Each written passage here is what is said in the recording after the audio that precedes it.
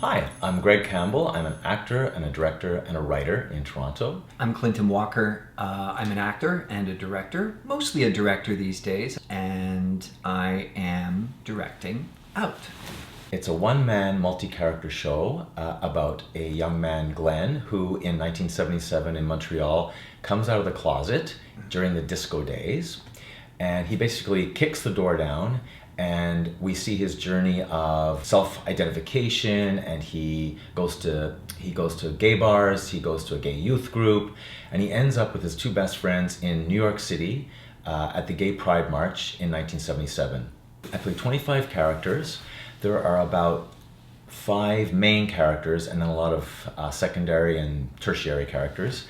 I play all the characters at once. So some scenes have 6, 7 characters all talking to each other at once. It is a bevy of interesting, well-defined characters. The characters are all based on real people that happened in 1977. I wrote journals back then, and a lot of the play comes from my journals. And some of those characters you may already have heard of.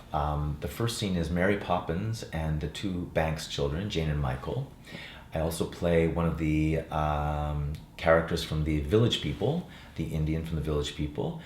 And I play several characters from the movie The Boys in the Band.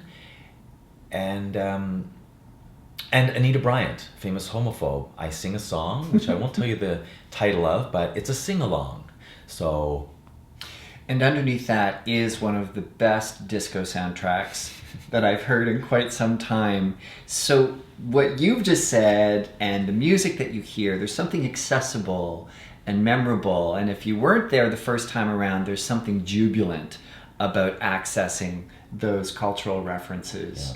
Yeah, people laugh all the time when they recognize a character or a song, or even the disco fashions I wore. Some guy came up to me and says, I wore those jeans too with the plastic pocket at the back. I had those. So yeah, it's very accessible from our generation. And it's, a history lesson served up in a great way for the younger generation. My favorite character to play, there are several. One of them is a guy called Ivan. He's got a bit of a lisp, he talks like this, and he's got a British accent. He's an outrageous sleep around. He has a revolving door in his apartment. People come and go. While I'm having a chat with him in bed, the phone rings 3 times and it's a different hookup every time. So he's just hilariously funny to play.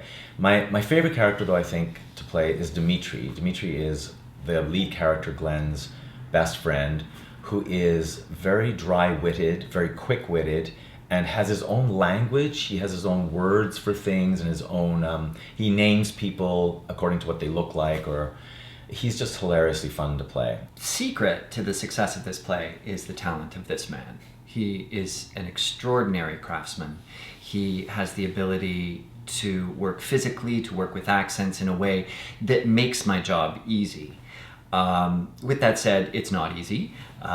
It is a tremendous challenge, but opportunity to see how one person can create a multi-character situation. The play would not be anywhere near as effective as it is now without Clinton's incredible Thank you. input. Also, as a director, if I was acting it by myself, I would probably just go blah, blah, blah, blah, blah, blah, blah, blah, blah, blah. But that is boring. After one scene, you get really bored of that. But Clinton is a great director. He constantly is looking for what's the intention of each character at every moment. We keep breaking the rules and we haven't done that before, we're gonna try this. Some of the scenes I'm sitting in a chair and all the characters are kind of alive from the waist up, and my bottom half just stays in the chair. And that's a choice for that scene. And then another scene, I'm constantly walking. Each character is walking, talking, walking, and we're all interacting physically. So Clinton has done an amazing job, and it's very, very inventive. And again, without him, the show would not be what it is. Thank you. I wrote this play because when I came out of the closet in 1977, I had the best time that you can imagine. The clubs, Montreal has always been a big club city, but in the 70s, It was a time of freedom, and disco music was playing all the time. The disco music was kind of like the lifeblood of the gay community. We all went out dancing. We all were sleeping around. At the time in 1977, there were no gay rights. There wasn't a lot of freedom as a gay person. But downtown Montreal, there was no homophobia. There was very little oppression. So it was just a great time. That's why I wrote the play. I wanted to commemorate this time, my time as a gay man, and the struggle I had to overcome, homophobia in the outskirts, in the heterosexual world, and to find my identity, as everyone does. I wanted to direct the play first off because of the content. Of course, we've seen coming of age stories. Basically, it's a staple in gay fare. But what made Greg's play different for me was the celebration of the journey. Often with coming out stories, the central character has to be punished.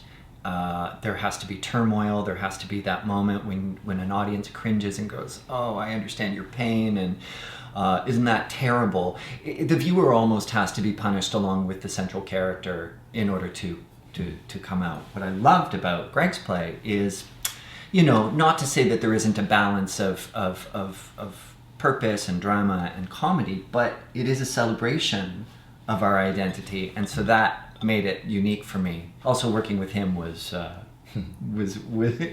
benefit, was something that drew me to the project. What is it that you want to communicate with people who come to see the show from the creator's perspective? Well, this is a show specific to my experience, but I think talking about showing people what my life was like and how I came out of the closet is a universal story, a universal theme. Everybody on the planet has to find who they are. It's a story of finding your own identity, of finding acceptance, love, of making a mark. And that's what I wanted to bring out in the play, is just this search for, and eventually at the end of the play, a kind of a triumph of finding who I am and who you are. And it's very moving, especially the last scene. There's a lot of self-acceptance by the end of the play, and self-esteem and celebration. It's also funny and accessible and filled with joy. It's meaningful, and yet it's a feel-good piece. Come out to see Out at Buddies in Bad Times. It's on April 24th to May 5th. It's a 2-week run, and please come out and you'll have a great time. Tickets are available through Buddies in Bad Times Theater. Mm-hmm. And online. Twitter, Instagram, Facebook, Out the Play.